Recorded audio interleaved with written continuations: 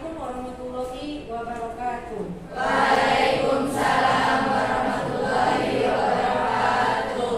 Ya, selamat siang anak-anak semua. Ya.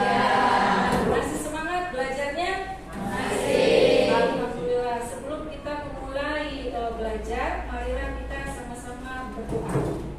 Berdoa dimulai.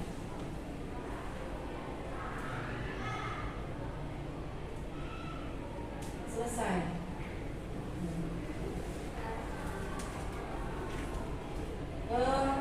Ibu sebelumnya akan absen dulu ya. Mungkin ada anak-anak yang ada yang tidak masuk.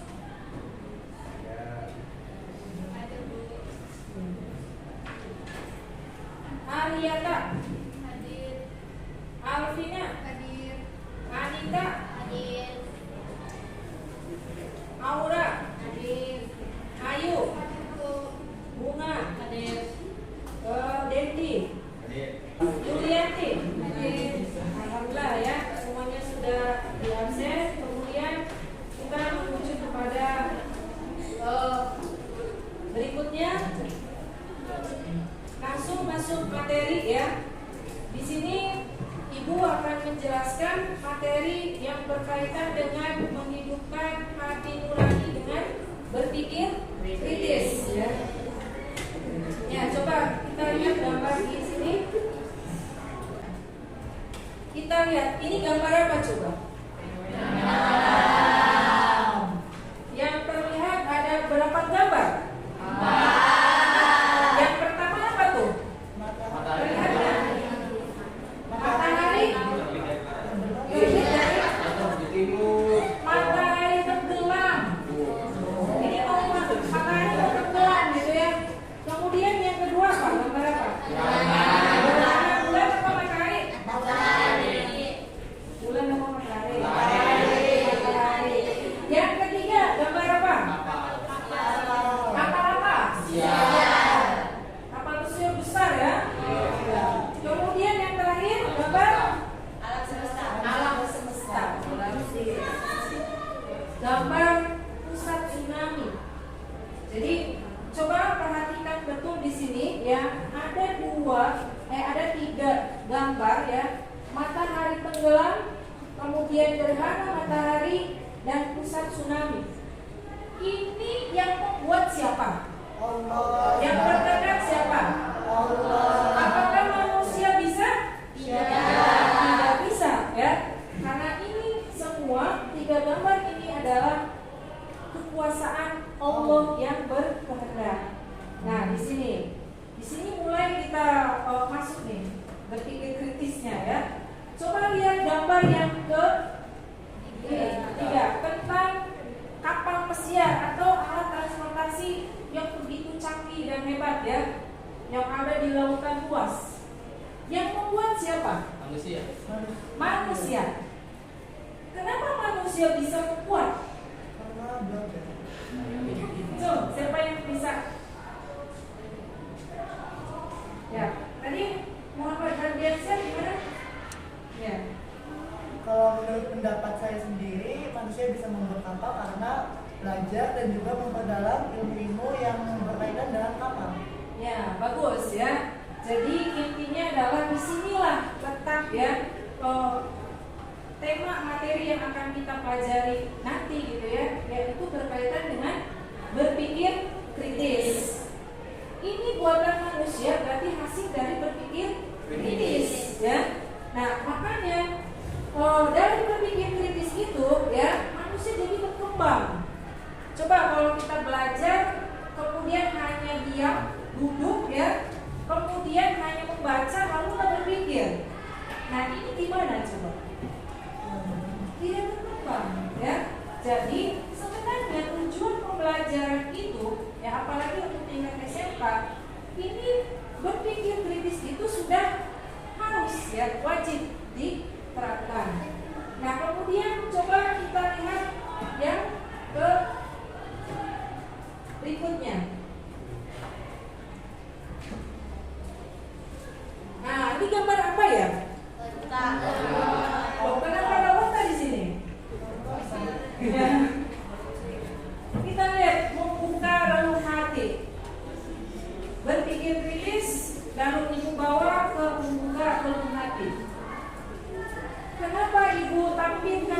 unta, makhluk yang begitu luar biasa yang Allah ciptakan ya. Coba kita telaah ya. Unta ini ternyata dalam penciptaannya itu tergambar ya, atau tertulis ya di dalam surat Al-Ghasyiyah ayat 17. Artinya adalah apakah mereka itu tidak memperhatikan bagaimana unta diciptakan? Coba ya. Unta berbeda dengan manusia. Berbeda ya. Karena unta dalam binatang ya, manusia adalah manusia. Diangkat derajatnya oleh Allah. Tapi dalam cara hidupnya sungguh luar biasa ya. Kita di sini ya, tidak ada satu makhluk Allah pun ya yang tidak berguna. Apalagi unta.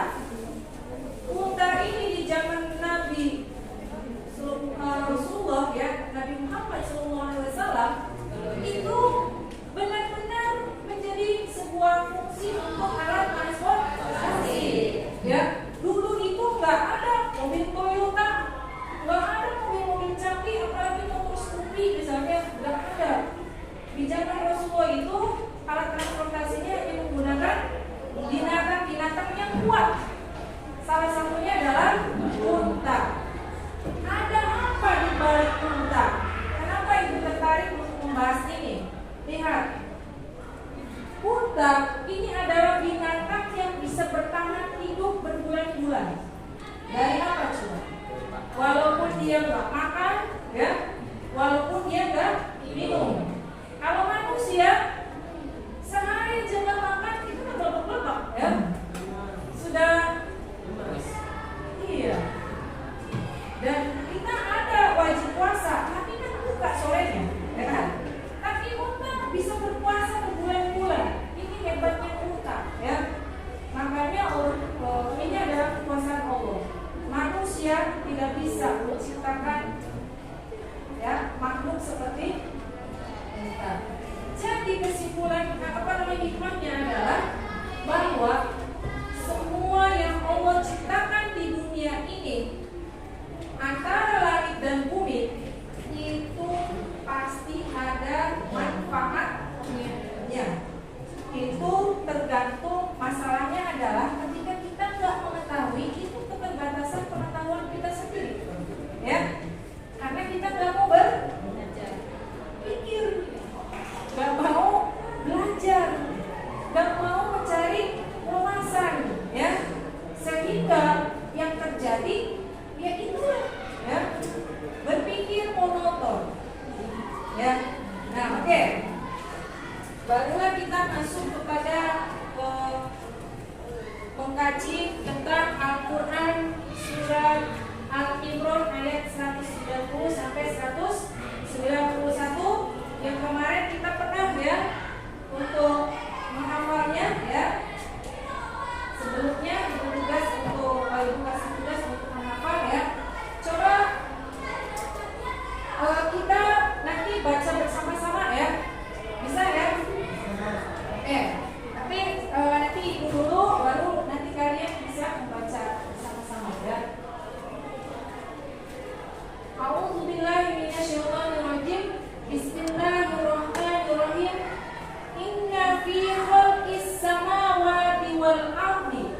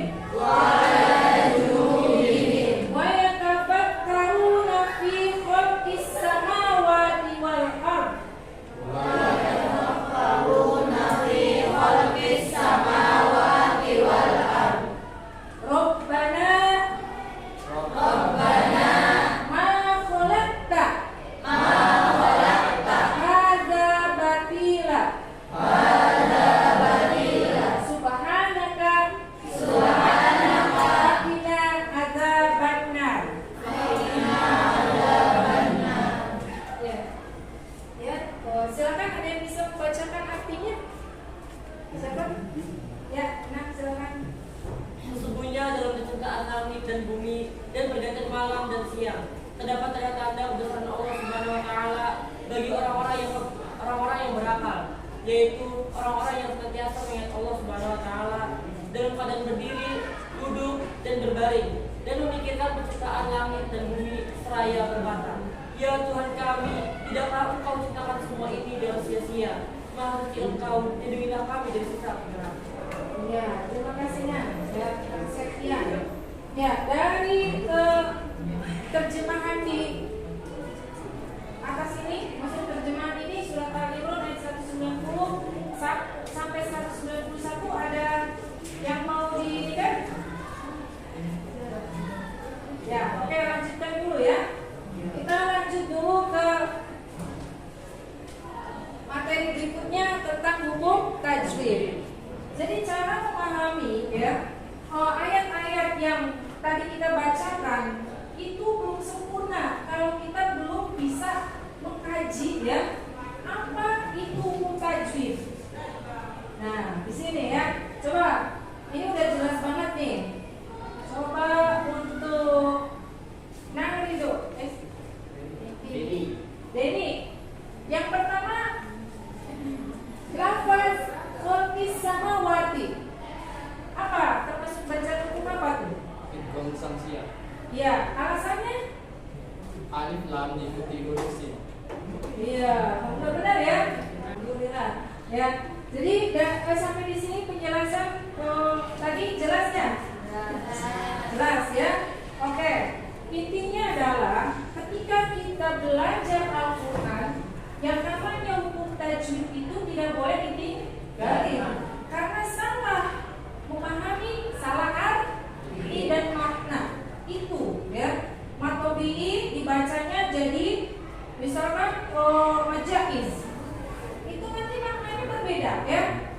Alif lam qamariyah dibaca dengan alif lam samsiah, itu pun nanti maknanya berbeda. Jadi hukum tajwid wajib dipelajari dan wajib kita perhatikan dan kita pahami ya ketika kita dalam proses mengkaji Al-Quran. Baik, selanjutnya adalah nah di sini kosakata Quran, kosakata surat Al-Imran ayat 190 sampai 191. Ya. Kenapa Ibu berikan ya untuk mengawali menghafal Al-Quran itu sangat baik ya, dianjurkan kita untuk memahami kosakata. Karena dari perkata, perlafaz ya, itu bisa kalau kita sudah hafal nih, kata inna misalnya, inna itu artinya kan sesungguhnya. Kata inna sesungguhnya itu akan ada lagi di ayat berikutnya dan nanti ada lagi di ayat berikutnya. Jadi kalau Anda sudah hafal inna, setiap bertemu dengan kata inna di dalam Al-Quran, maka kalian akan mudah mendeteksi artinya gitu ya. Jadi kalau kita menghafal keseluruhan itu kelemahannya adalah kita nggak hafal, nggak bisa mendeteksi ya, dan ini kita nggak bisa jadi panduan untuk terus menghafal seterusnya. Nah kalau kita memahami kosakata maka akan bisa ya dijadikan sebagai panduan ya, atau dijadikan sebagai ya pokoknya pegangan kita bahwa nanti akan muncul lagi kata-kata ini ya. Coba kita coba kaji ya. Mulai dari siapa lagi nih? Dari belakang atau dari baris ini dulu? Ya. Baris ini, Nang Septian di sana. Coba yang pertama, inna artinya apa? Sesungguhnya. Ya. Setelahnya, fi khalqis samawati artinya apa? Dalam penciptaan langit. Yang telah kau ciptakan di sini, mohon maaf kenapa ada kasro, ini salah ya. Kita patokannya pada alif ya. Itu hadza bukan hadi bacanya ya. Hadza itu artinya ini, semua ini ya. Kemudian batila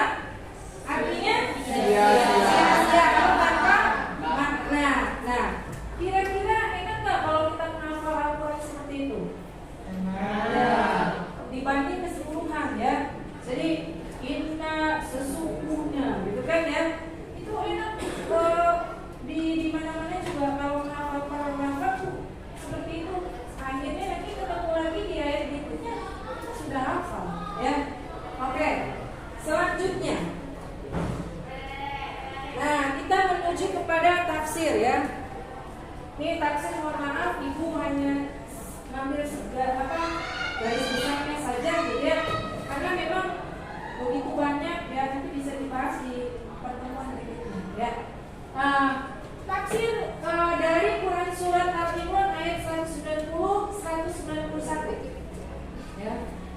Di sini diriwayatkan dari Aisyah ya. Aisyah itu siapa? Istri Rasulullah ya.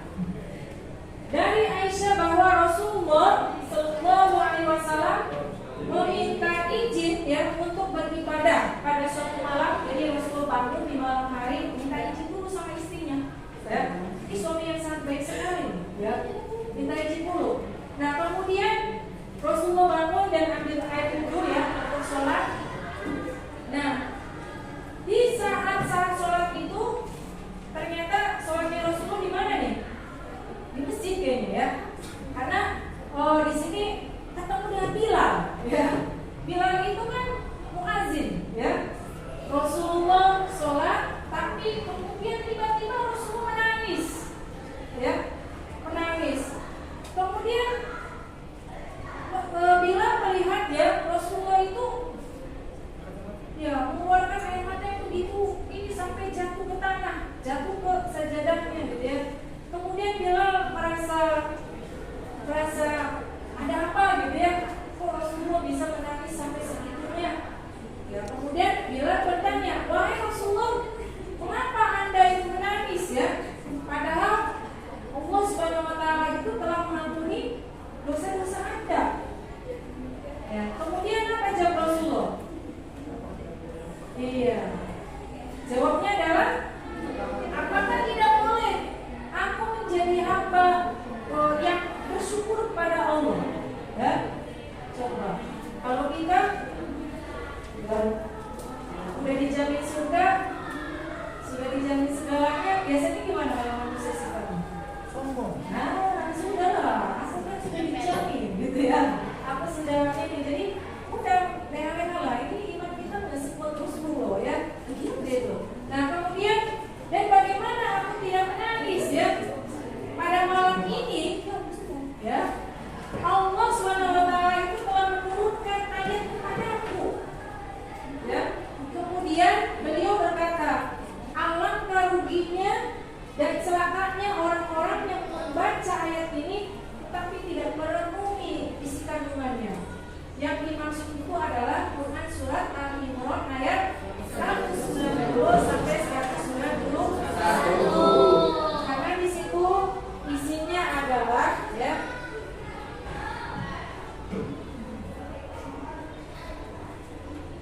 isinya adalah tentang ya, di ayat pertama kalau kita kaji itu tentang fenomena alam ya. Allah tentang penciptaan langit dan bumi dan pergantian siang dan malam. Ini luar biasa kalau kita tafakuri, kalau kita renungi ya, akan menghasilkan sebuah pemikiran yang luar biasa. Rasulullah aja pas turun ayat ini menangis ya. Lah kita belajar nggak menangis gitu ya. Kenapa? Ya karena kita bakal meresapi dan tidak tahu asal-usul turun ayat ini ya. Dan Rasulullah tahu persis ya, ketika Allah menurunkan ayat ini benar-benar itu merasa terharu ya, karena mengungkapkan atau memberikan wahyu yang berkaitan dengan penciptaan langit dan bumi. Itu di luar nalar manusia. Manusia nggak bisa menciptakan langit dan bumi, hanya bisa menciptakan alat-alat ya, kapal, pesiar ya, kemudian mobil, komputer ya, dan sebagainya. Itu pun rujukannya kemana? Tetap sumber ilmunya adalah kepada ilmu pengetahuan. Dan kalau kita acukan ya, kalau kita fokuskan ini kepada surat Al-Imran ayat 190 ya. Kemudian yang kedua, ternyata dikatakan bahwa hanya orang-orang yang berakal ya, yang mampu merenungi, yang mampu untuk membaca, yang mampu untuk berpikir ya tentang fenomena alam, dan juga dia peka sekali ya terhadap semua ya apa-apa yang terjadi di bumi ini. Contoh, kita melihat ada rumput. Ternyata kalau orang yang nggak berpikir, rumput itu diinjak, enggak? Diinjak saja sudah.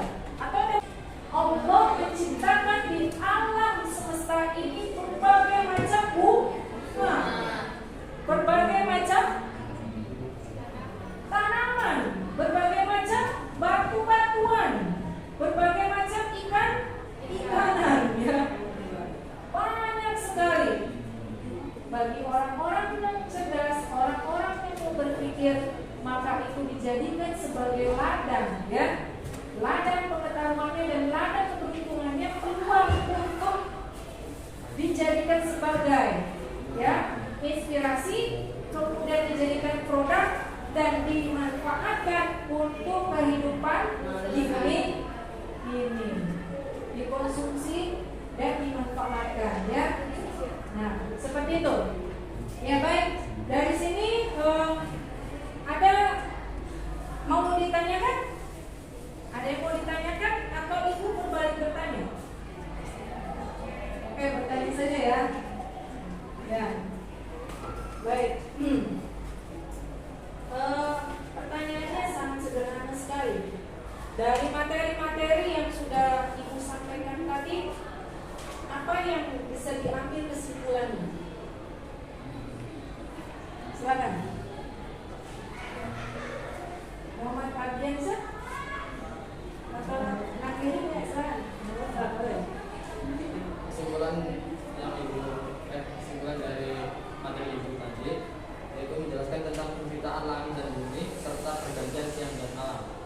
Kemudian menjelaskan ciri khas orang yang berakal, yaitu apabila memperhatikan sesuatu selalu memperoleh manfaat dan terinspirasi oleh tanda-tanda kebesaran Allah SWT di alam ini. Iya, ya, itu sangat tepat sekali ya. Ada yang mau menambahkan atau gimana? Di pikiran cukup ya, cukup. Soalnya nanti kita lanjutkan untuk pertemuan yang akan datang ya, untuk pertemuan berikutnya. Ya itu saja mungkin dari Ibu. Mohon maaf. Assalamualaikum warahmatullahi wabarakatuh.